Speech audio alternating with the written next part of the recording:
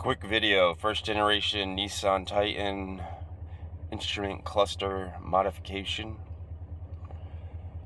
My speedometer wasn't working, so I decided to replace it with a digital speedometer. And while I was in the cluster, also replace the lights with some programmable LEDs. The LED lighting is programmable, uses 3-pin smart LEDs, over 300 patterns and colors and all that to choose from.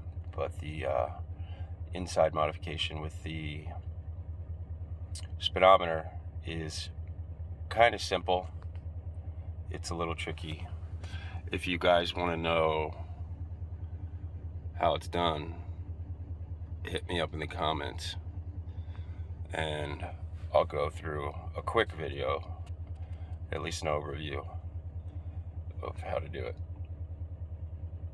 Alright, cheers.